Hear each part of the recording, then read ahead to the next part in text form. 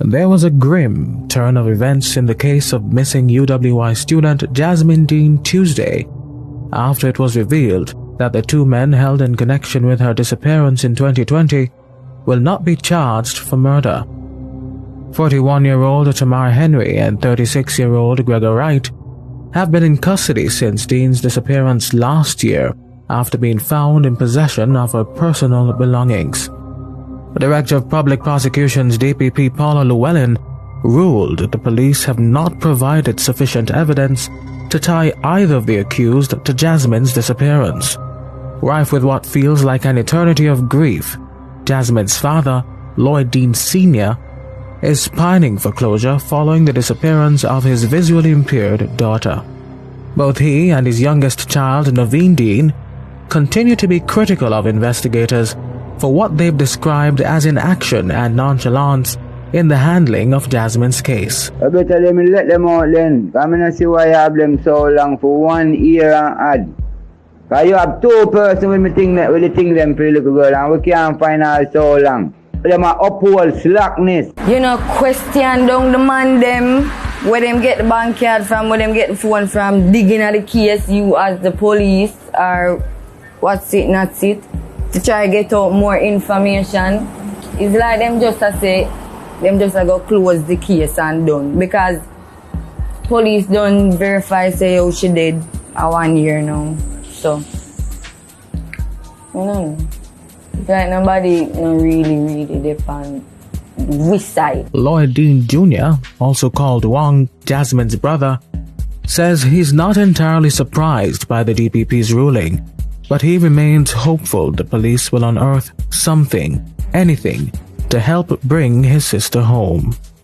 He explains that the nationwide exclusive Missing Without a Trace, the Jasmine Dean story, reignited public interest. He hopes the traction will inch his family closer to closure. My thoughts, yes, the documentary helped.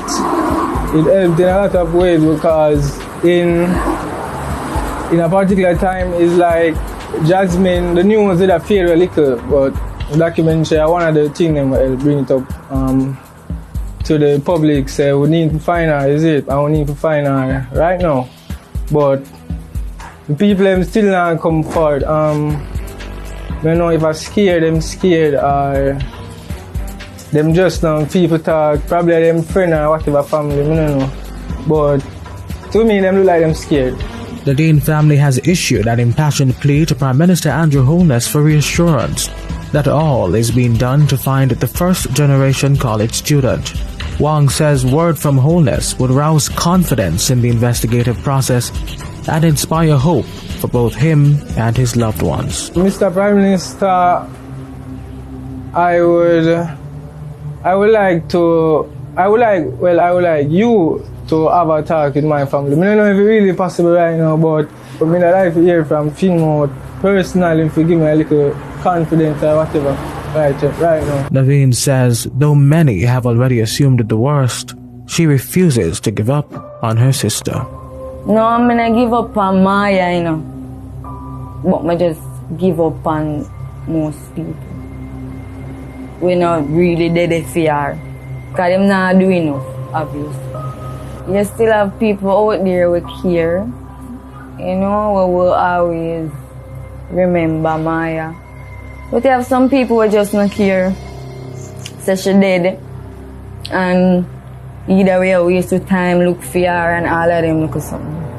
Like them comment on the post. Sometimes I don't really.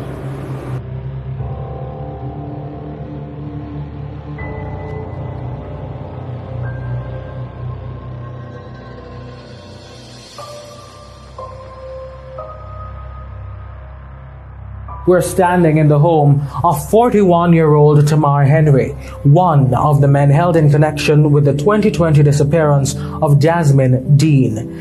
In a nationwide exclusive, the Deputy Commissioner of Police Fitz Bailey revealed that neither of the men will be charged with her murder. But another family is also suffering and must live with the consequences of the actions of one of the accused held in the case. Annette Wilson, mother of Tamar Henry, one of the men held in connection with the 2020 incident, bemoans the incarceration of her firstborn, who she maintains is innocent. She describes him as reserved and mild-mannered. Wilson recounts an evening early last year when police surrounded her Bull Bay home in pursuit of 41-year-old Henry. She admits she worried for Tamar's well-being and assumed the police would kill him, so she asked a friend to help turn him in. When somebody shoot my sister call and say, come down here, now a lot of police down here. I say, police, what police I do down here? Say, them I look for Tamar. I said, look for Tamar for what? She said, she don't know. Anyway, when me look, me hear my friend say to me, say, a lot of police on this scheme with all dog. I say, Jesus Christ, dog. So set time now, when me say, okay, me I come down the road. When me walking, come down, I see police from weird back down there, come right up. Police, me tell you about police, you know. Anyway, me be strong and come in at the yard. When me come, I see beer police inside, and there was an inspector, I believe. And somebody said, this is, me said, I'm Tamar, mommy, what's happening? And he said, Tamar, I've done bad things. I said, bad things, but he did not tell me what he done. So I'm nervous now because I have high blood pressure and like I want to drop. And he said to me, say, mommy, be calm, be calm, be calm. And I said to him, say, so we're not going to kill him? And he said, no, we're not going to kill him. We want him to answer some question. Anyway, me didn't see him, but people said they saw him. So about like this week, me I call and ask anybody who know him if them see him or something. Everybody said they not see him. So somebody called somebody and said them see him at uptown. So I turned and said to the person, say, do me a beg you, police left on the scene? And the person said, no. And I said, look, if you say 2 police and call them, make them all in. You understand? Because me say, me don't know what him do, and me don't want him left on the run and then police kill him. Henry was questioned and held at the Denham Town Police lockup, where he has remained. When asked if her son revealed how he came in possession of Jasmine's ABM card, Wilson says he told her he found it. The lawyer told me that he said he find the card. So I went and I said to him when I visit, I said, where you get the card? Tell me really where you get the card. Him saying, no, tell me no lie. Him saying, find the card. That is what he tell me. Wilson says she was surprised when she first heard of her son's involvement in Jasmine's disappearance. In fact, she had been following the story in the media for days and couldn't fathom claims that her son had been party to any of it. You know, me used to watch the news, and me even used to say, Jesus Christ, then we could do out, then which part the girl could have gone, and then me hear then said the girl was in Bull Bay, from Bull Bay to town to Harborview. Then me frightened when me hear say for my son in there. Me say, Jesus Christ, I dead, me I go dead. That's what me say. Me cry. Me say, what is this?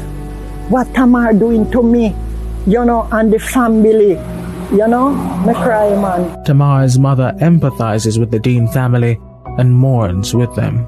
She also apologizes for the alleged involvement of her son. I have my children, which I had 3 daughters, and I'm very sorry to what happened. Very sorry, and sorry can't bring her back. But I don't know how my son get involved in this, and I'm really, really sorry, really sorry. Because it could have been one of my daughters too, and maybe I would have dead. I don't know how to deal with it, But it really hurt, it really hurt, And my heart goes out to the family, I'm really sorry. Her grief is indescribable. Her firstborn son behind bars. His only source of support, her. It's hard, and sometimes I feel like give up. Just when the pressure down for me too much, and I have to every week, I have to find if it's not 7,000, it's 8,000 to provide things to carry for him. So you see, it's hard. But me just pray and make prayer. Pray and make prayer. Wilson says she was not aware of the DPP's decision not to charge her son with murder. Tensions still remain here in the community of Bulbe, even a year after the disappearance of 22-year-old visually impaired student Jasmine Dean. Her family still walks with heads bowed in both anguish and confusion as many questions remain unanswered. Chief among them, where is Jasmine Dean?